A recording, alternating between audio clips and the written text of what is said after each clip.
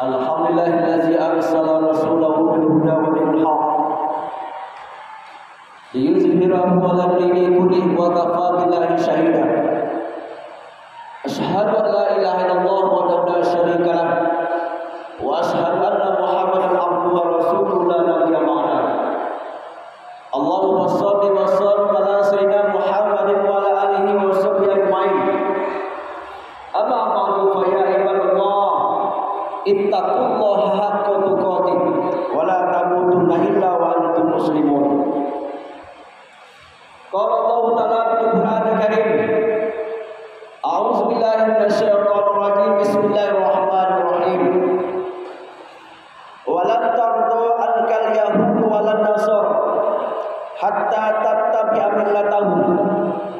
Qul inna hudallahi wal huda wa la in ittaba'ta ahwa'ahum ba'da allazi ja'aka minal ilm ma laka minallahi min waliyyin wa la nasir. Surah Al-Baqarah ayat 130. Kaum muslimin sedang jemaah Jumat yang berbahagia, puji dan syukur marilah kita ucapkan kepada Allah Subhanahu wa taala yang mana kita pada hari ini dengan suasana hari yang cerah ini, Allah masih beri kesempatan pada kita. Allah masih sayang sama kita. Kita bisa diberi digeraknya langkah kita. Bisa kita dudukkan masjid ini. Insya Allah dalam pelaksanaan sholat Jumat. Dan insya Allah sebentar lagi kita laksanakan. Dan rahmat Allah ini selalu banyak. Wala ta'udhu ni'matallah wala tahsuha. Kalau engkau hitung-hitung nikmat Allah ini, la tahsuha, maka engkau tidak bisa menghitungnya. Kata Allah, daun-daunan bagaikan buku catatan dan ranting-ranting kayu sebagai penanya, lautan yang luas seperti tinta. Wala tahsuha, engkau tidak bisa menghitung, tidak sanggup menghitung nikmat Allah. Maka sebelum kita ucap alhamdulillah rabbil alamin, salawat dan salam kita kirimkan kepada al-Badrul Alam, yakni besar kita Muhammad sallallahu alaihi wasallam. Allahumma shalli ala sayyidina Muhammad wa ala ali sayyidina Muhammad. Kaum muslimin sedang jemaah Jumat yang berbahagia, pada kesempatan kali ini khatib ingin mengajak kita semua, mengingatkan kita semua, lebih-lebih pada khatib sebagai pribadi. Mari kita tingkatkan iman dan takwa kita kepada Allah Subhanahu wa taala. Dengan iman takwa inilah bekal yang sebaik-baiknya. Inna karamakum innallahi asqakum. Sesungguhnya kemuliaan di pandang sisi Allah di antara kamu adalah orang-orang yang paling takwa. Jadi berarti hadirin sekalian, takwa inilah sebaik bekal yang sebaik-baik sisi Allah Subhanahu wa taala. Untuk tema pada hari ini, kali ini khatib ingin memberi tema adalah memilih pemimpin cara Islam. Kaum muslimin yang berbahagia. Tadi di awal kalimat waktu telah bacakan ayat Al-Quran surat Al-Baqarah ayat 130 yang berbunyi, walan tardokan anka al-yahudu walan nasara hatta tattabi'a millatahum qulna hidaw qul inna hudallahi wal huda wa in ittaba'ta ahwa'ahum ba'da allazi ja'aka minal ilm ma laka minallahi min waliyyin wa la nasir. Yang artinya sekali-kali tidak rela atau tidak reda, tidak ikhlas. Di sini hadirin sekalian walan. Kalau wala itu dan tidak, ini dikasih dengan nun. Ini adalah lam taukid dalam ilmu nahwu. Jadi menguatkan kata-kata. Kalau tidak, sewaktu-waktu bisa dia. Tapi walan itu tidak akan bakal bisa. Ini memperkuatkan. Sekali-kali tidak reda atau ikhlas Yahudi dan Nasara hatta tattabi'a millatahum, sehingga engkau mengikuti milah mereka. Ini hadirin berbahagia. Kata ahli tafsir ulama mengatakan yang milah ini terbagi 3 kategori. Yang pertama yang milah di sini adalah mengikuti ajaran. Yang kedua adalah aturan. Yang ketiga adalah budaya. Ini yang dimaksudkan milah di sini dengan ahli tafsir dan ulama kita. Apa nih Ustaz? Beda aturan dengan ajaran. Nah, ini kita harus bedakan hadirin sekalian. Kalau ajaran Islam itu sholat 5 waktu sehari semalam. Kita bikin sekali seminggu atau sekali setahun. Nah, ini ajaran kita. Puasa di bulan Ramadan, zakat, haji itu ajaran Islam. Jadi mereka ini bagaimana mengkafirkan agama Islam, bisa menghilangkan ajaran-ajaran seperti ini hadirin sekalian. Nah, kalau aturan, ini aturan beda tadi. Kalau aturan kita negara kita ini diktenya, diaturnya seenaknya hadirin sekalian. Kita masih ingat dulu musim corona, sholat kita berjarak jarak, berjumpa sama jemaah atau sama kawan-kawan tak boleh bersama. Ini kita diaturnya hadirin sekalian. Yang halal bisa menjadi haram, yang haram bisa menjadi halal.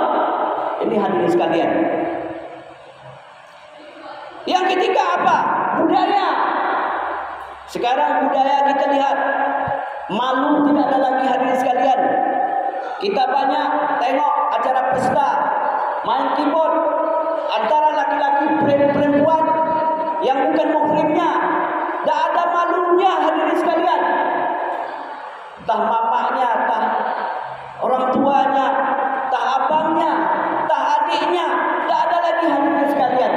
Budaya inilah yang mau diasah, mau diarahkan orang Nasrani dan Yahudi hadirin sekalian. Kita jumpa sama kawan-kawan, assalamualaikum, budaya itu lagi, halo bro. Ini saya hadirin sekalian. Kita jumpa sama kawan, assalamualaikum, keselamatan untukmu, waalaikumsalam. Ini budaya-budaya ini malu hadirin sekalian. Umat Islam malu. Tetapi ini adalah suatu doa untuk kita, kebahagiaan kita hadirin sekalian. Inilah yang dikatakan ulama, ajaran, aturan, budaya. Seandainya yang 3 ini hadirin sekalian, kita mengikuti mereka. Nah, apa yang terjadi di dalam ayat yang tadi? Kul inna hudallahi wal huda wala in ittaba'ta ahwa'ahum ba'da allazi ja'aka minal ilm. Kul, katakanlah oleh engkau hai Muhammad. Ini teguran Allah kepada Allah menurunkan Nabi Muhammad SAW. Kul, sesungguhnya Allah telah menunjuk engkau sebagaimana Allah telah menunjukkan kepada orang-orang sebelum engkau. Jadi kita ini hadirin sekalian sudah dikasih apa-apa oleh Rasulullah, mana yang musuh, mana yang kawan, dibeda-bedanya, dipilah-pilahnya kita. Nah, sambung ayat lagi hadirin sekalian. Wala in ittaba'ta ahwa'ahum ba'da allazi ja'aka minal ilm. Dan jika engkau mengikuti hawa nafsu mereka, kita mengikuti yang 3 tadi, sesudah datang ilmu pengetahuan minal ilm. Ini kita sudah diingatkan yang 3 tadi, aturan, ajaran, budaya. Tetapi kita ngeyel lagi, mau ikuti lagi hadirin sekalian. Apa sanksi, apa akibatnya diberi Allah kepada kita? Kita lanjutkan ayat lagi. Ma laka minallahi min waliyyin wala nasir. Tidak ada bagi engkau, kata Allah. Tidak ada memberikan apa? Allah memberikan kepada kita pemimpin. Nah, ini Allah tidak menurunkan kepada kita pemimpin yang bisa menolongkan kita. Sekarang kita ingat hadirin sekalian, pemimpin sekarang kita boleh tahu, boleh ingat, boleh lihat dengan mata yang jeli, dengan telinga yang tajam. Pemimpin yang sayang sama kita. Kenapa? Inilah akibat kita tadi, mengikuti yang 3 tadi. Apabila 3 ini kita ikuti hadirin, maka akibatnya kita tidak diberi pemimpin oleh Allah, dan Allah tidak menolong kita. Ini hadirin yang berbahagia. Apalagi kata kita nanti tanggal 14 Februari 2024, kita dalam keadaan pemilihan umum, memilih presiden dan wakil presiden, memilih legislatif, DPR RI Senayan Jakarta Pusat, DPRD Kota, DPRD Provinsi, dan DPD daerah. Umat Islam hadirin sekalian, jangan buta dengan politik. Ini Ustaz bawa politik ini. Dia bawa politik dalam masjid Ustaz. Ini ada orang yang ada di politik. Rasulullah SAW menegakkan atau mengajak mengatur strategi perang itu di masjid hadirin sekalian. Jangan kita apa? Agak energi politik. Nabi SAW mengaturkan ekonomi, mengaturkan pendidikan di masjid. Harus kita tahu, paham dan sejarah ini hadirin sekalian. Sekarang dalam pemilihan tadi bagaimana hadirin sekalian? Ini pemimpin. Kita pilih yang 4 ini hadirin sekalian. Presiden DPR RI. Kenapa? Udahlah, kami tidak ikut politik. Itu urusan orang tuh. Kami udahlah. Apa kata orang yang tahu ahli politiknya hadirin sekalian?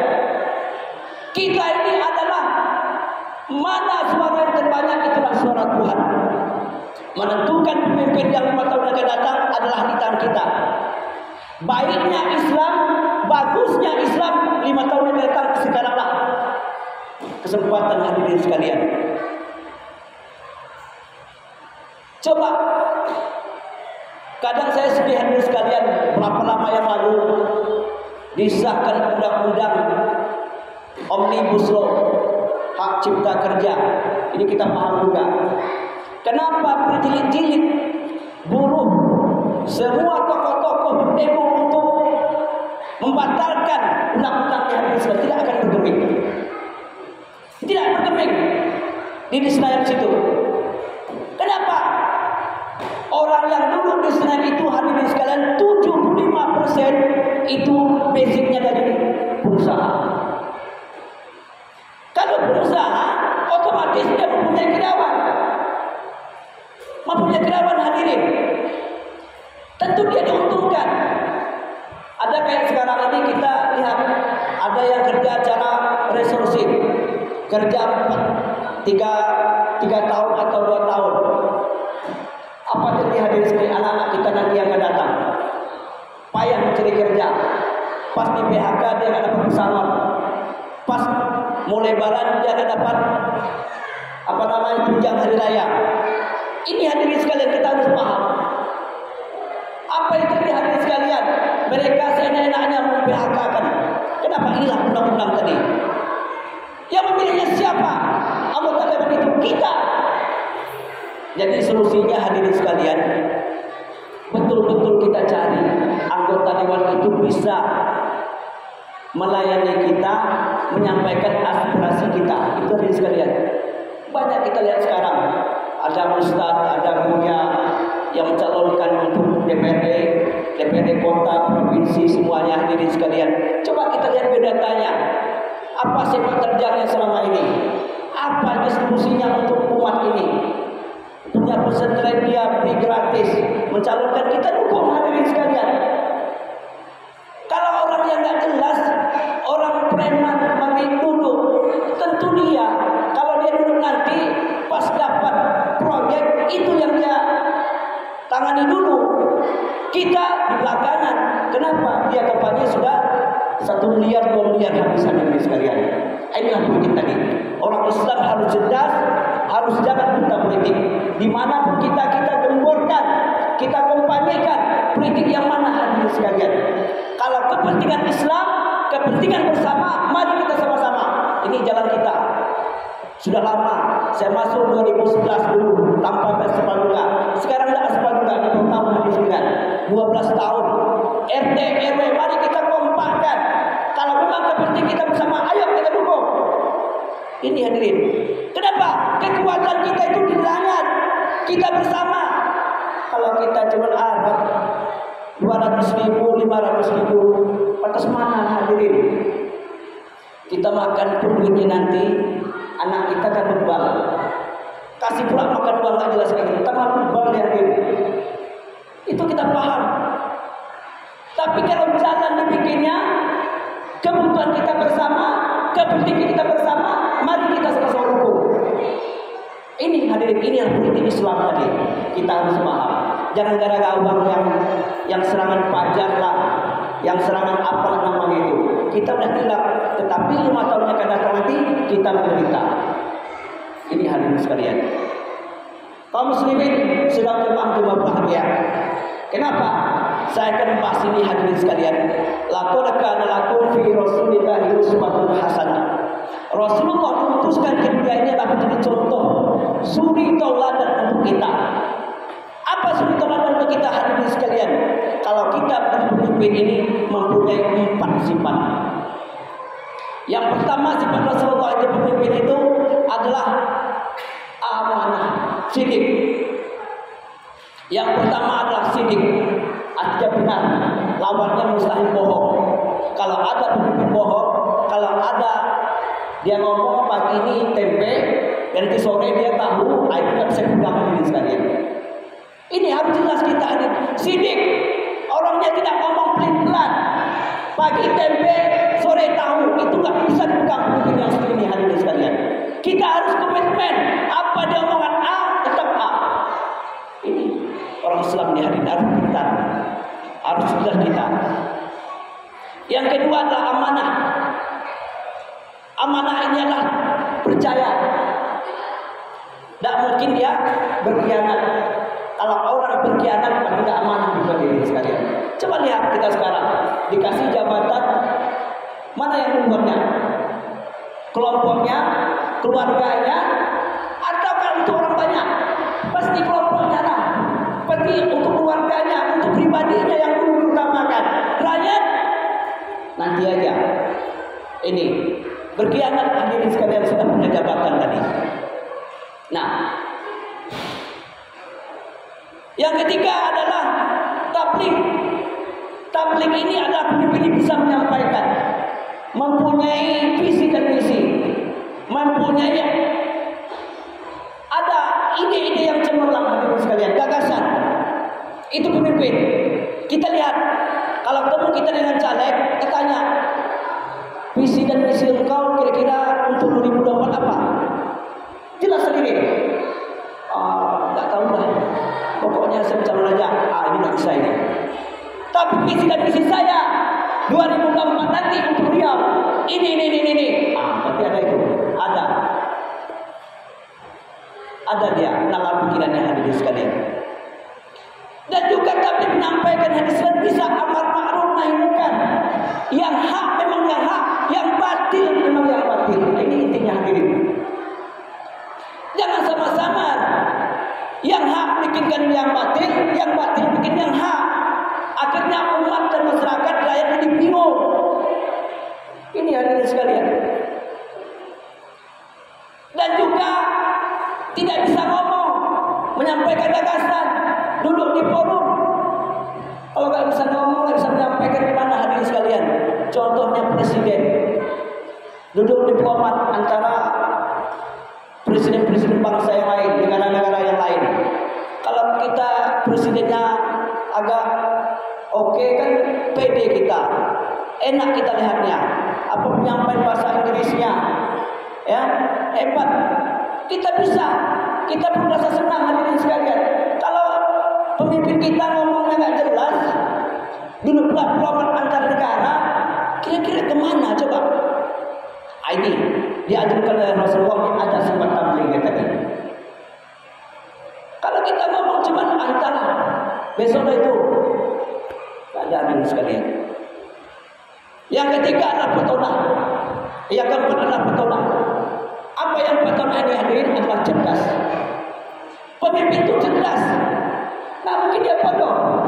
Kalau bodoh bukan pemimpin. Kita ini sekarang kan media sudah terbuka, bisa kita lihat di media dimanapun. Siapa yang kira-kira memimpin, yang gagasan atau pintar, yang bisa menyampaikan siapa kira-kira hadirin sekalian. Kita bisa lihat. Kalau bodoh pemimpin hadirin sekalian, kita diplomat antara negara lain, kita nanti bagaimana cara ngomongnya coba? Maka negara kita jual lagi, alasan mencari impostor. Akhirnya rakyat dikorbankan, tanah rakyat dipatok-patok lagi hadirin sekalian. Ini kita harus minta rumah Islam ini hadirin sekalian. Nah, di antara empat ini hadirin sekalian, apa lagi hadirin? Rasulullah SAW mempunyai 4 duka sahabat yang terdekat.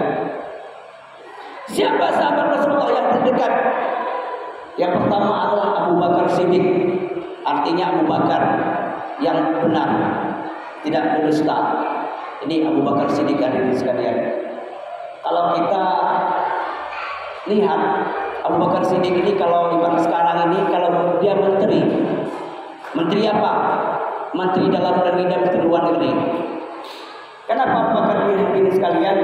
Dia orangnya pintar, hebat diplomatnya, bisa ngatur negara ini.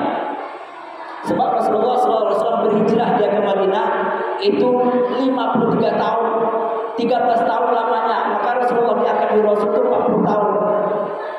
40 tahun Rasulullah diangkat menjadi Rasul, 13 tahun lamanya di Mekah, 10 tahun di Madinah. Makanya orang Islam, ajaran Islam itu diangkat di pemimpin umur 40 tahun. Kenapa 40 tahun? Itulah letak kematangan berpikir seorang. Itu Mahkamah Konstitusi itu gimana Ustaz? Inilah dulu sudah dirancang pas kemerdekaan Republik Indonesia yang sah, orang yang sah bisa menjadi presiden dan wakil presiden itu adalah orang yang asli orang Indonesia. Udah 45 itu. Dan umur maksimalnya 40 tahun. Kenapa 40 tahun? Inilah letak kematangan pemimpin seorang hadirin sekalian. Kalau umur 40 tahun itu masih labil. Ini contoh Rasulullah SAW, diangkat dia umur 40 tahun lah umurnya hadirin sekalian. Nah, 40 tahun ini 13 tahun di Mekah cuma berapa orang yang ikut Rasulullah SAW. Pindah ke Madinah 10 tahun bisa menguasai Jazirah Arab. Coba hadirin sekalian. Begitu dasarnya perkembangan Islam saat itu.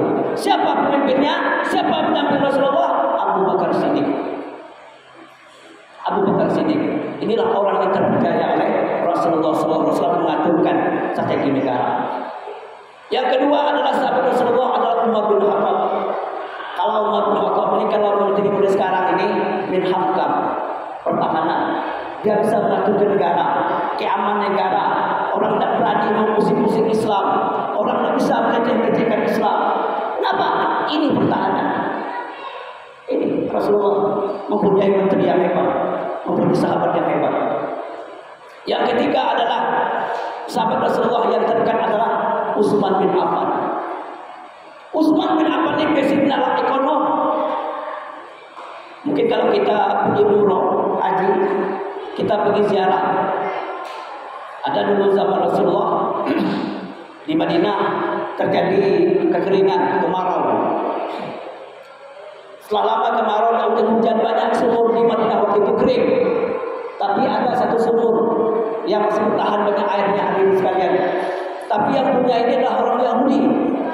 Dikumpullah sahabat oleh Rasulullah, bilang disampaikanlah pada sahabat, hai sahabatku, kira-kira siapa yang bisa membebaskan sumur Yahudi, maka Allah gantikan sumurnya di surga nanti. Ini sejarah dia.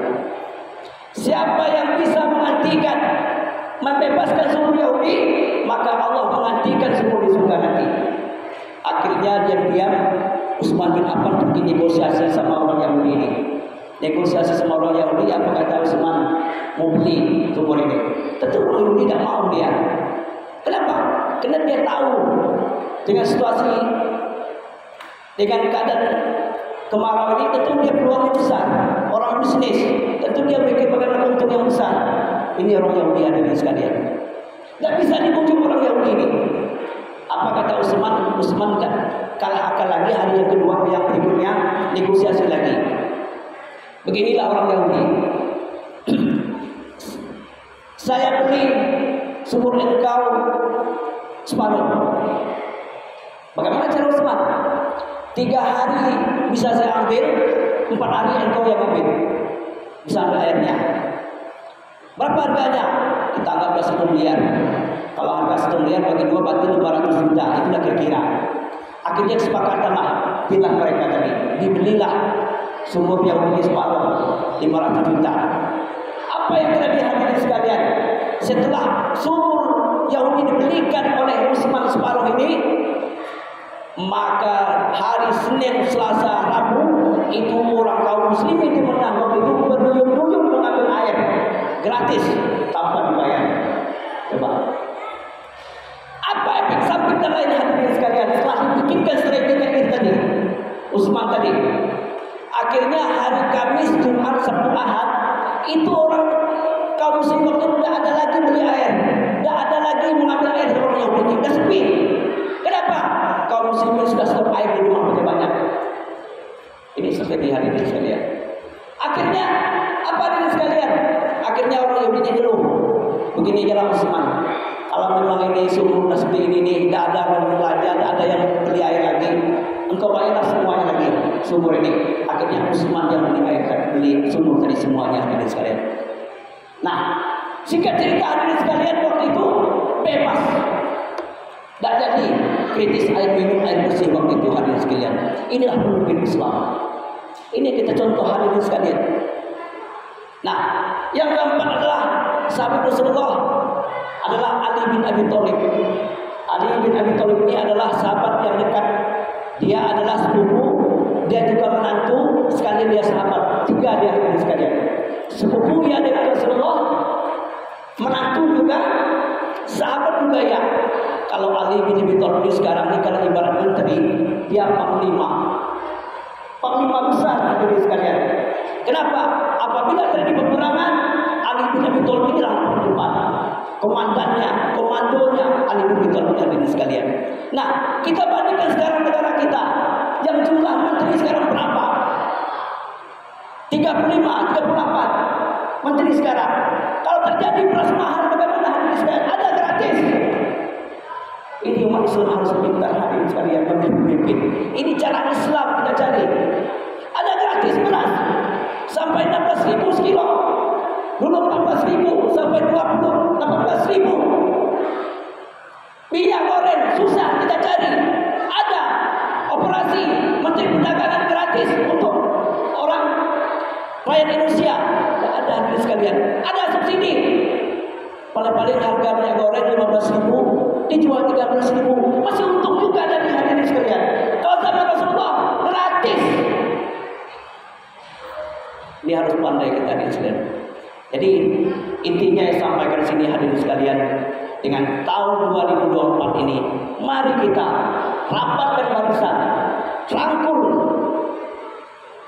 sama-sama kita berjuang hadirin sekalian. Kita lihat basic siapa pemimpin kita yang akan datang, biar kita tidak rugi nanti.